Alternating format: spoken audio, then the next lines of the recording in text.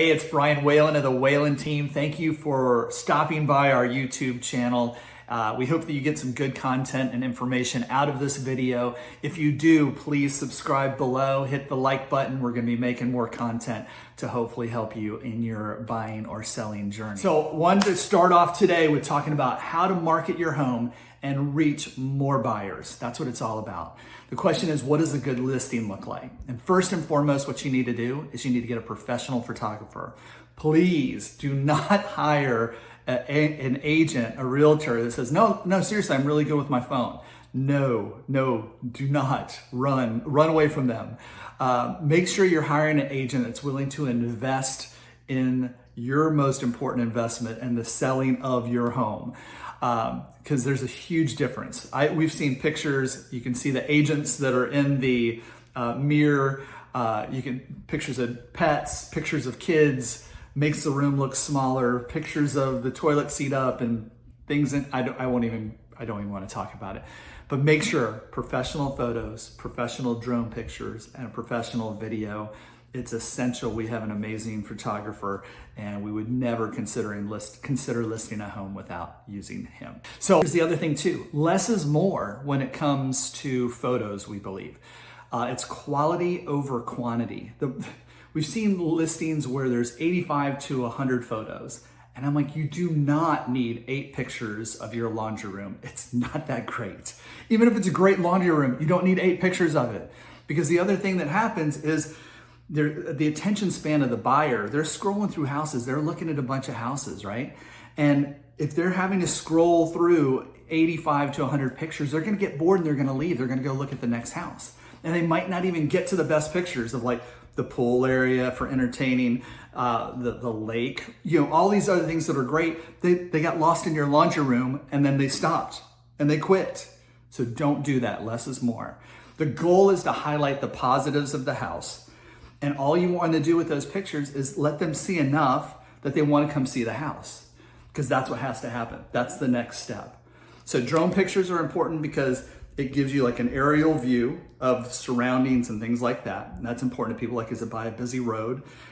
Is it by, commercial businesses, things like that. And then the video is really important because it shows the flow of the property. A lot of people, from the pictures, you can't tell, especially the order, depending on the order what the realtors put those pictures in, there's no flow to them whatsoever. So when you have a video, it actually helps you understand the flow and the feel of the home.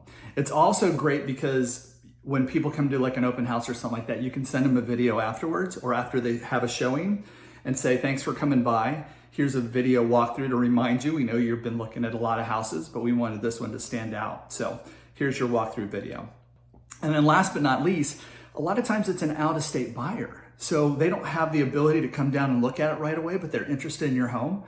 By being able to send them that walkthrough video, a lot of times they'll be even more excited about the house. They'll either make the trip down, and sometimes we've had them make an offer without even seeing it before the inspection period. So that's another benefit for the video. So professional photographer. Okay, now that you have a great listing and you have your professional photos, videos, and drone pictures, you need to make sure everybody sees it. Now, it's not like in the olden days where you used to go into a brokerage and you would like page through this book and you'd find the houses that you were interested in, but you would have to go to that brokerage to see the book. It's not like that anymore. But now the interesting thing is there's some brokerages now that are trying to go back in time and make it that way and only market your house inside their brokerage, which is not fair to you. You need the most eyes on it as possible. Now, EXP, we have an internal portal called Zenlist, and it's awesome, right? And we market it to all our internal agents, which is like 85,000 worldwide and counting. So it's great to market to them because if they have a buyer in this area, that could be your buyer. That's great. But don't miss out on the other important web pages like Zillow and Realtor.com and the MLS. Don't miss out on that opportunity. So the goal is to have as many eyes on your property as possible. And in order to do that, you need to get it in the MLS because that's where the buyer's agents are looking when they're going to set up their day and show houses to their buyers. So that's where you need to go for the agents. And then you need to go to all the public sites like Zillow, Realtor.com, Homes.com, all of those, because that's where the actual buyers are looking. Like I said, it's not like in the olden days where you go look at a book. Most buyers are already doing their homework. They're sitting up at night before they go to bed, checking Zillow one last time to see what houses have hit the market. So you need to make sure that your listing is in as many places as possible to get you the best results. And then the other avenue right now is social media. So many people aren't using or leveraging social media the way that they should. So we're talking posts, we're talking stories, we're talking videos, we're talking about doing things ahead of time, highlighting like the community, the amenities of the neighborhood, restaurants nearby, outdoor activities you can be doing. So as long as you're promoting and leveraging social media, not just to focus on the highlights of the house, but to focus on the positives of the area and the neighborhood where the house is really strong when it comes to marketing your home. The other thing that's important to do is to generate a buzz through social media. So even before the house is listed, we'll take pictures of our photographer with the drone taking pictures of the house, or we'll be at the lake that the house is on talking about what a great lake it is, and we have a house coming that's lakefront. You're going to absolutely love it. Coming soon. We'll let you know when it's available and we can tell you more about it. So just doing little things like that generates interest.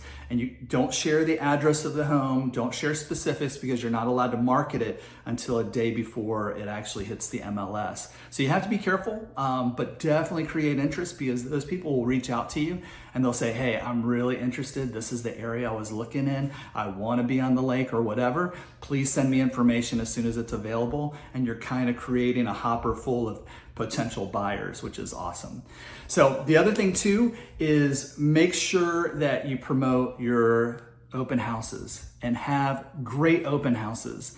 So promote them on Zillow, on Realtor.com, on all those, promote them on your social media.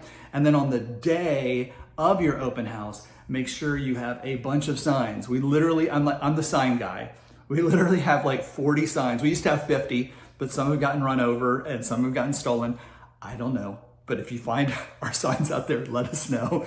But we have like 40 plus signs, and so everybody can tell when we're doing an open house. And I always ask them when they come in, I'm like, hey, did you find it through Zillow, or how did you find out about this open house? Like, oh no, we just saw your signs, and then that makes me really happy because that means it works. So I have a bunch of signs. The other thing we like to do is we like to list the house on Friday, and this is strategic, and then have the open house on Saturday. The reason why this is important and a benefit to you is that it's convenient. That way you get as many buyers through as early as possible, so then you have fewer showings later. So right when the house hits the market, have an open house, get as many people through that as possible, and then it's a benefit to the buyer as well, because right now, if you don't know, the rules have changed. We're not allowed to show you a house unless you sign a buyer's broker agreement. And those rules have changed. So that's the law now. We can actually get fined. So before we open the door, you have to sign a buyer's broker agreement with us. And we're not happy that you have to do that, but it's the rules. I don't make them, I just abide by them. So the cool thing about open houses now is buyers can come by without an agent. They don't have to have a buyer's broker agreement. So they can go see as many houses, as many open houses as they want, and not have to sign a contract. Because maybe they have a couple of different agents that they're considering, or they just don't want to commit to one right yet. So open houses, we've seen a huge increase in the amount of traffic flow through our open houses. So they're more important than ever. So, and then the last thing is make sure you follow up with all the guests. You can send them that video, that walkthrough video, but just let them know that you appreciate them stopping by. And the other thing is maybe create a sense of urgency. Let them know how many people came to the open house. If you have offers, let them know how many offers you have or what's going on there, and it might motivate them to move a little bit more quickly. So I hope this was helpful. If it was, subscribe below or reach out to the Whalen team and let us know how we can help. And make it a great day.